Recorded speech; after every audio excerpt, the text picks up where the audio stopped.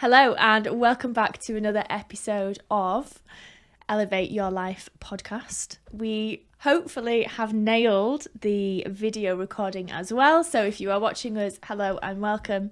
It has taken some time to get here. I have my new mic set up, so I'm hoping as well that we have got some crystal clear volume, but of course joined by the wonderful Lynn. Hello everyone, we are delighted to be back again with you with a new episode. So what we want to do is jump in and do a little bit of a roundup of the week so far as usual. How's your week been, Lynn? I've had a great week, a great week. This past weekend there was a taste of spring. I think we spoke about that. We had some glorious cold weather, but glorious, and I feel like that really set me up nicely for the week ahead. I also have dabbled in a couple of new recipes this week, which I have thoroughly enjoyed, and I've been sharing on my Instagram and with our clients in our Facebook group, and I feel like I have like a bit of a spark of inspiration around recipes and food recently. I don't know, is it like, you know, when you go into a new season and you're like craving different things, but there's this recipe that's been floating around, you know, you see it on Reels, you see like them coming up, and it's the Weetabix cheesecake, which sounds like, why are we combining those things, like something glorious like cheesecake and Weetabix. But it's basically just that it's the kind of texture of it, and that you have a base and then like a thick kind of cheesecake, quote unquote cheesecake thing on top. And I put up a recipe for a cookies and cream one, and when I say it doesn't disappoint, it was delicious. And I know I'm just having fun with food this week. That's my little roundup. I absolutely love that. I did see your recipe, and I have to admit, the thought of having cheesecake for breakfast excites me in so many ways I cannot explain, because it has got to be one of my favourite desserts. I'm actually making a cheesecake for my best friend's birthday tomorrow. So that is this afternoon's task, and I cannot wait. I get to go shopping to a supermarket and get all the yummy bits. I had a conversation with someone who listens to the podcast actually at the gym this morning, and I was laughing. I was like, oh, I might try a lemon one next, or like, you know, a really like typical cheesecake flavour. And this was at the gym at like 8 o'clock in the morning when I was working, and I said, you know, maybe I could put a bit of Baileys in. Maybe we could make a Baileys cheesecake. And I was like, imagine if I was standing eating my breakfast as I do in the gym, and someone's like, oh, what's in your breakfast, Lynn? And I'm like, just a little bit of Baileys. So I maybe will save that as more of like a healthy cheesecake alternative rather than promote it as a breakfast with Weetabix. But, you know, we won't discriminate against the flavours. It's 5 o'clock somewhere in the world. It's acceptable. Yeah, and isn't it a thing that like if it's in a dessert or like cooked into something, it doesn't count, right? I'm going to go with that one, yeah. Speaking of cheesecake, I think probably the highlight of my week so far has been that we actually went and did our wedding menu tasting. And I know me and you have had a chat kind of off camera about this, but oh my gosh, when I say I felt like a princess, it was amazing. We had a private dining experience in this cute little, it was like an open kitchen, so you could see the couple cooking the food. It's a really lovely like family run business that we're using as well for the wedding. So we had, you know, we tried the starters, a couple of different mains, and it came to the dessert, and we've always known what we want for the dessert. You know, it's been no secret that we're going to have a trio of desserts, so 3, you know, miniature desserts. Because I just can't decide. Yeah, why have one when you can have 3? Exactly. So we're having the best of both worlds. And I was sat there eating, you know, my requested cheesecake, and it was in a little like shot glass, lemon cheesecake, and it had fresh meringue on top. Wow. And I ate mine, and I ate Paul's as well, and it was delicious. But you see, this is the great thing about a trio. Is if there's one that you prefer and there's one that they prefer, you get double because you can swap. Oh yeah, exactly. Exactly. And you've just hit the nail on the head. That is exactly why we've gone for the trio. Because, no one likes food waste. And if there's someone at the wedding who doesn't like a certain dessert, then we know it's not, someone's going to eat it at some point. So that is a highlight of my week. It was incredible. That's great. And we're all about food, as we know. We're all about food and all about the wedding prep next year. We are. So jumping into today's topic and today's episode, we wanted to talk to you about unrealistic weight loss expectations and how, as a generation, I think, we've been led to believe that certain things can be expected and, comparison syndrome is rife. So I've got a question for you, just to kick us off. Yes. What is your, what's your earliest memory of hearing or seeing anything to do with weight loss or, that bodies should look a certain way, especially as a woman? I think we had this chat before on an Instagram live, if I remember correctly. And I spoke about like my first encounters with that kind of language and maybe negative associations with, or negative feelings around the female body. And I have two. One is very specific memory, and I know you agree with this as well, and it's the magazines that I used to see in the hairdressers, or actually very specifically to the orthodontist, because that's where I was when I was 11. But I remember those like kind of trashy, will we say, magazines where it was like, it used to have these stories of like murder and cheating and all these things on the front with those crazy like headlines or whatever they're called. And I remember seeing things like these awful paparazzi photos of people like Katie Price and like these people of at the time, or like these advertisements for the baby food diet or how you can lose 10 pounds in 3 days, and these really extreme, it was never like simple, it was always this extreme approach or like showing of weight loss, and it was always women, always.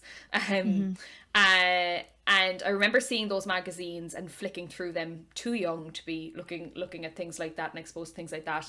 And my other one is the language that females that were older than me, around me, would have used to do with themselves and to food. So like women in my family or women that would have been around me, like that were older than me or adults, like making a dig at bread or talking about how they had eaten way too many biscuits and they're cutting out biscuits for the month, or those kind of that kind of language that was thrown around. And it would not necessarily about their bodies, but it was like demonizing certain foods because the goal was always to be losing weight. I think those are my earliest encounters. How about you?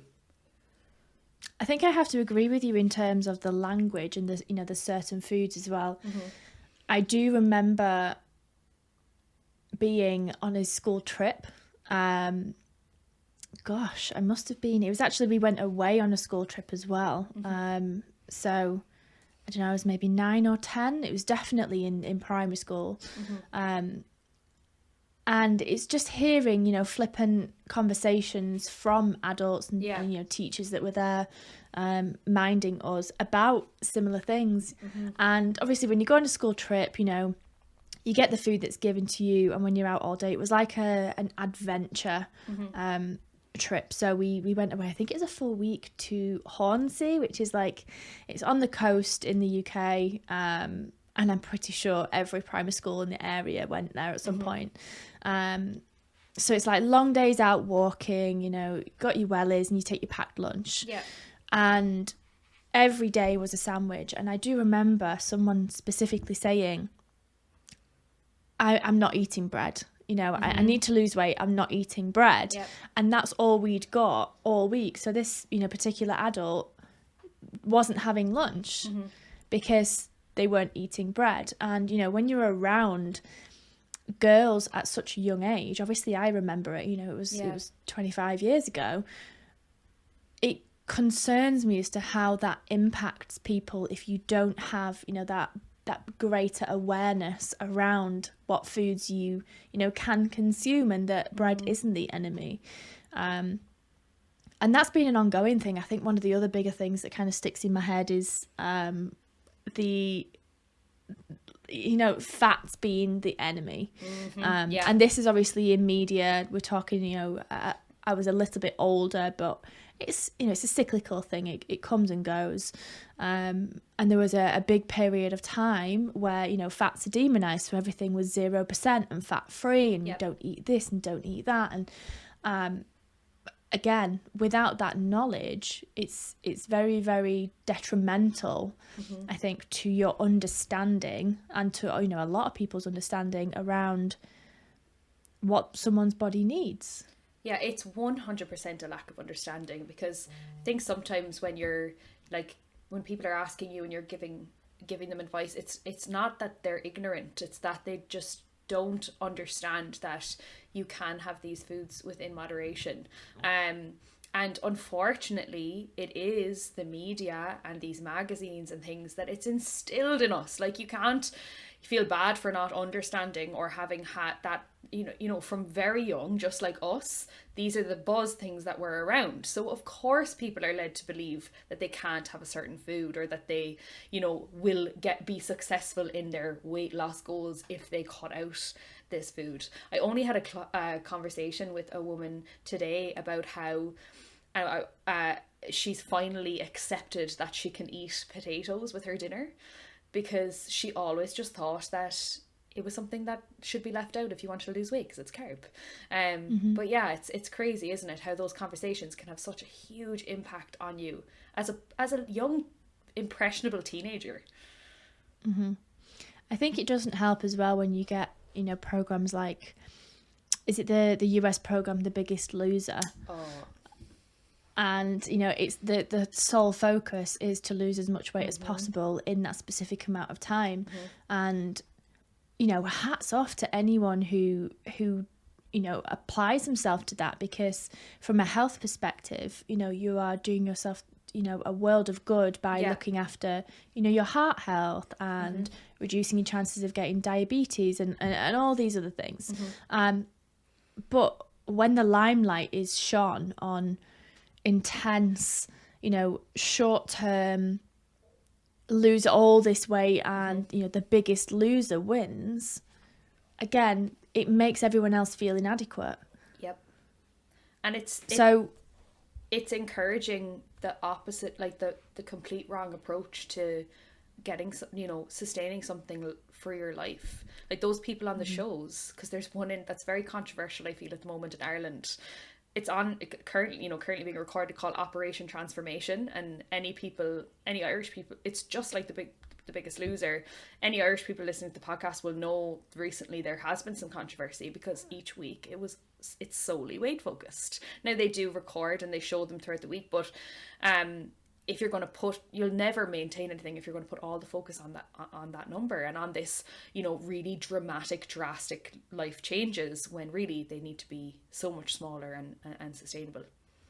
Yeah, I think there needs to be more education around the fact of what you can lose and what you should lose are two totally different things. Absolutely, 100%. And I think not knowing that every week there shouldn't be this big leap, whatever that leap may be, there is a healthy amount that should be or could be lost. I say that, I've said this before to someone, if you were to see that drop every week, you'd disappear. Like, it's not meant to be like that. No. So if we're talking about realistic weight loss, then obviously this is going to differ for everyone. Of course, depending on your starting point. If we are solely talking about the number on the scales from a health perspective, because we cannot, disregard BMI. Yes, BMI I take with a huge pinch of salt. But for someone who, on the BMI scale is, overweight or obese, then we have to think about the health complications of it as well. So if we're saying realistically, how much weight should Joe Blogs or, you know, Susan from around the corner be looking to lose that's sustainable and healthy, we want to be looking at, you know, 1 to 2 pounds per week. And this is not 1 to 2 pounds per week for the next 8 months. This is 1 to 2 pounds per week that, you know, is going to get you to where you want to be, but the underlying factor is, you know, making sure that any weight loss that you achieve is sustainable. And just for anyone working in kilos, 1 to 2 pounds is kind of 0.51 kilo per week. Yeah. And I exactly what you said. It's not for 8 months that you want to see this happening, because so many other factors come into play, and what you want to do is reach a point that you can maintain that then, or see the numbers changing for different reasons. Like, you know, we've spoken about how if you're doing some strength training, that number will change for that reason then, and that's why you focus on other things like your inches and how you're feeling and your photos, because that's realistic, like you said, for a certain person at a certain point.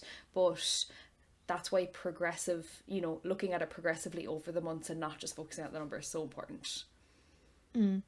I think, again, depending on your starting point, a good amount of, if we're talking again solely about the number on the scales, because of course so much more comes into it, if we're talking solely about that number, say you weigh 180 pounds. Yeah.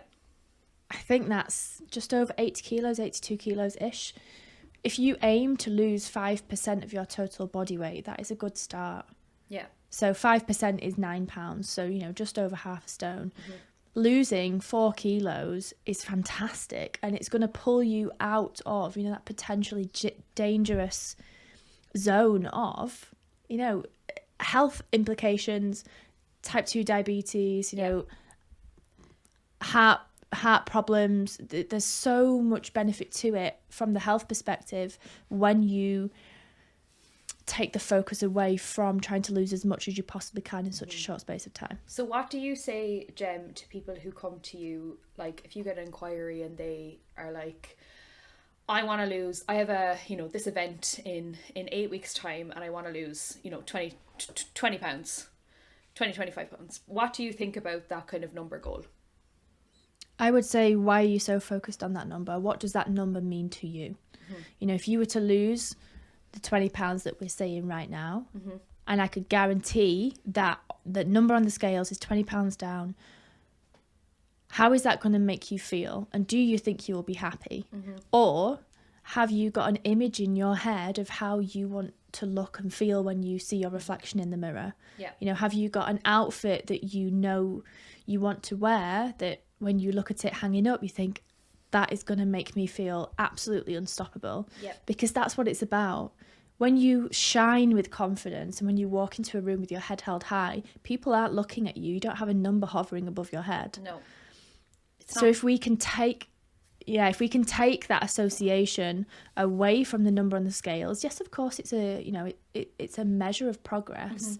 But if we can take that fascination and that attachment away from the number on the scales, because you are so much more than that number, you know, we say this time and time again, and place the focus on, you know, your measurements, or if you want to bring it down to your dress size, because how you feel in yourself and your confidence is not directly linked to how much you weigh. Absolutely. The number means nothing at the end of the day. It is a feeling. And obviously the big question then, if, you know, when you're trying to set a realistic weight loss expectation, is how do you get there? So I have a goal. This is my goal. What is realistic? Because we see these crazy fad restrictive diets and these approaches that aren't sustainable. So what is it we need to do to actually get from A to B, and all those baby steps in between, of course, and those wins in between. So obviously we have, you know, a couple of things, like, you know, the basics and the foundations of what we put in place for someone. But if you were to start with, you know, someone's coming to you afresh, has this goal, and they want to start implementing things to make a change, what's step one? I think you've got to look at the process goals and not the outcome goals. So if we're taking this, you know, lose 20 pounds as being the outcome, what is the process to get there? And of course, you know, the very, very basic and very, very start line that we implement with all of our girls that we work with is looking at the daily habits. You know, we call them tick boxes. Yep. The things that you can do day in, day out that are essentially just going to become habits. Yep. When you repeat them one after the other, you know, you don't even think about them. It's like brushing your teeth. So simple things like a process goal is, I'm going to walk for an extra 30 minutes per day. Yep. If you can do that consistently, that weight loss is gonna follow, because you're making positive changes and positive steps towards living a better, you know, healthier life that, yes, of course, is working towards, you know, losing body fat, but again, we're taking that focus away from that number on the scales. Yeah, absolutely. You want to start moving that little bit more, expending that little bit more energy, and any increase of energy expenditure more than what you are doing now is going to make a difference. I listened to James Smith, who also has a podcast.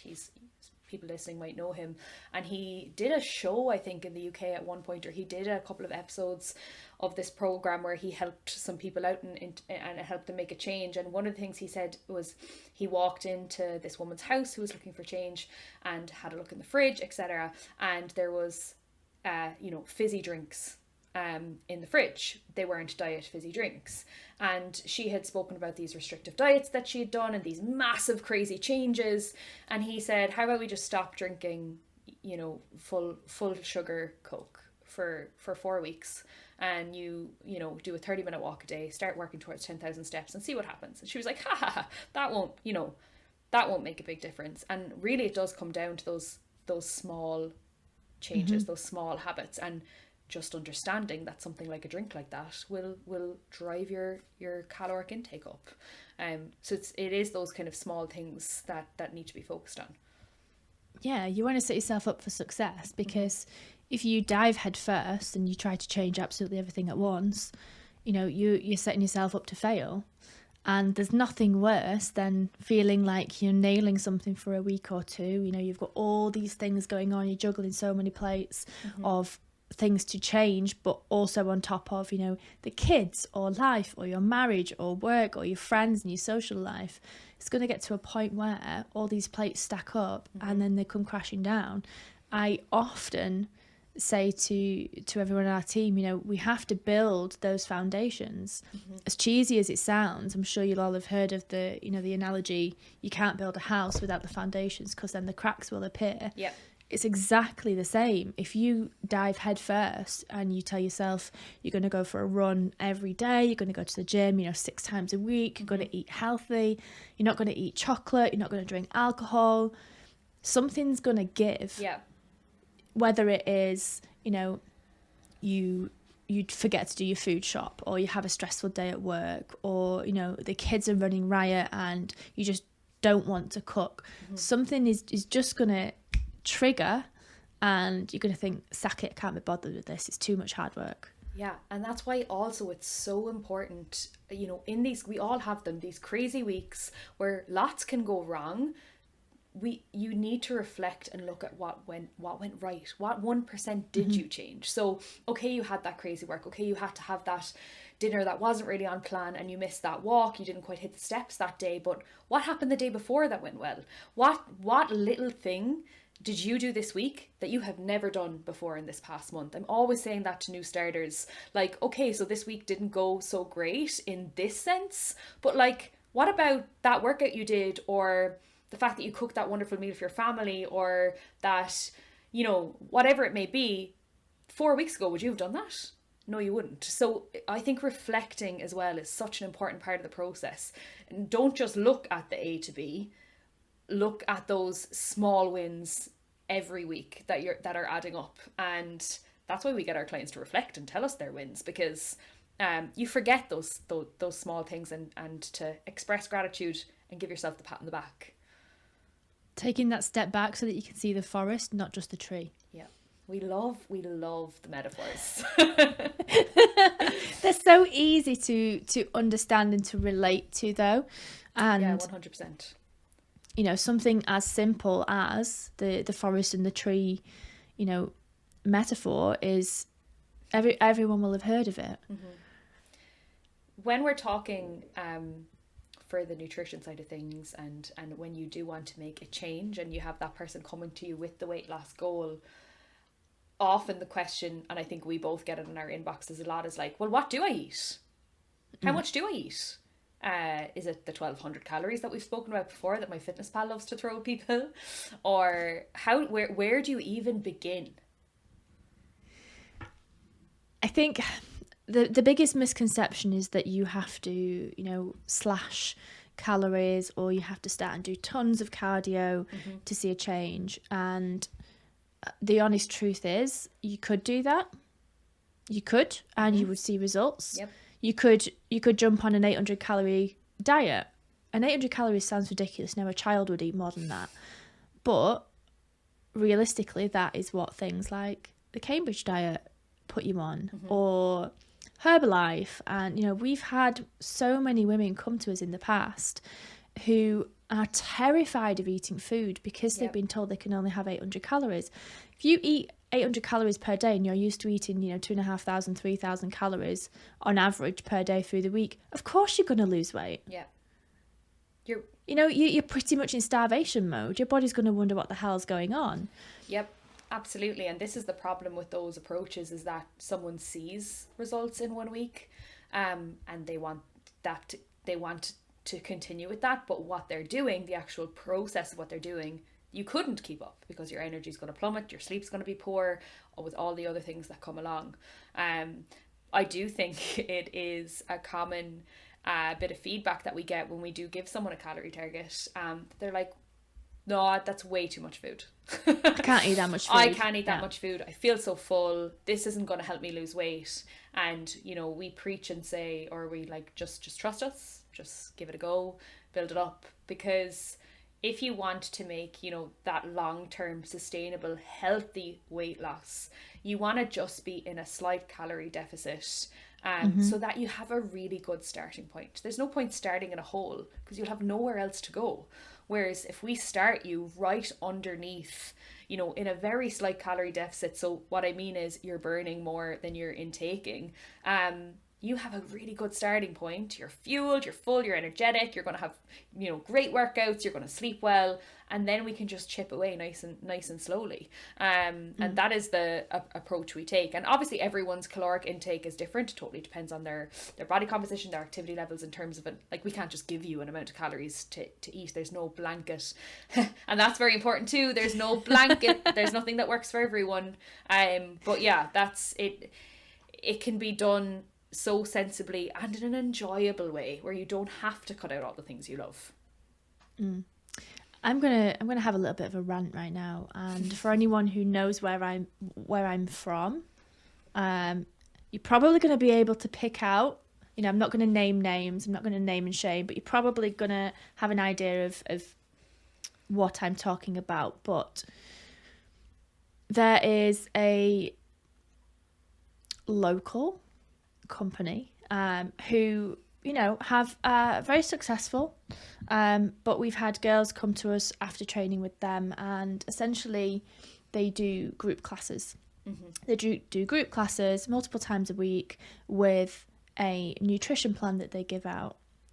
Perfect. You're eating healthy, you're training.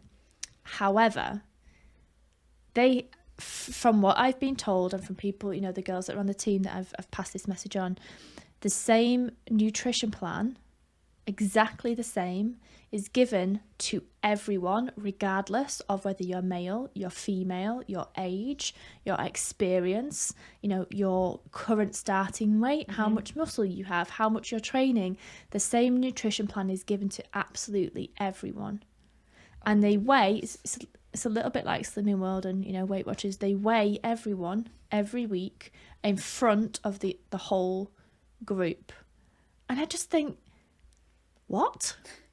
So male and female? Get out. Male and female. Can I just put into perspective for people who might not understand the difference between male and female and caloric intake and things?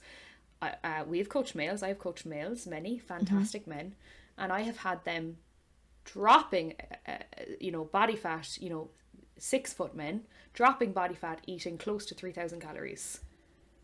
Whereas we have, 5'4" women who, after weeks of progression might go from anywhere from 18 to 1500 calories if they're in a dieting phase. That is an atrociously different amount of food. So please don't give a meal plan of that low calories to a 6 foot, man who's looking to lose some weight, because that guy's gonna struggle. Yeah. But also, that guy is going to drop weight. And this is where comparison comes in. Oh. It's not healthy. It's not healthy for someone who, is let's say, and I know, and again, I know this has happened. I follow many coaches, have a lot of respect for many coaches, have less respect for others. But, I know people who have started, their weight loss journey, their program, they've taken that step, which, I commend you, amazing. However, it frustrates me to see these people being celebrated for the fact that they're losing 12, 14 pounds in the first week. Like, that is not sustainable. It's not, clearly, it's not being explained to you, in the first week, that a good amount of that is probably going to be water weight, which is a whole other topic. Yeah. And there's other people looking and saying, well, why haven't I lost that amount of weight? This is the problem that I think we don't realize with those groups as well, or just in general, like voicing, like applauding major weight loss. You forget that other people are looking at it. Like there's someone sitting there who, quote unquote, because it may not be true, was not successful, whatever successful means to these groups, and they're thinking, what have I done wrong? I better eat even less, or I'm better, I'll go on an extra run this week. It's just crazy. And it's so restrictive. It's so unrealistic. Yeah. And it's upsetting because from an educational standpoint, there's so much out there that, just given the time, you listen to our podcast, you listen to other people's podcasts that are, trying to put this information out there. But that is mixed with so much false information as well. Yeah. And, you've only got to do a Google search. I literally did this before we jumped on, do a Google search of realistic weight loss expectations, and straight away you get 5 or 6 top searches of women's health, men's health, random magazines of how so and so lost 9 pounds in the first 5 days.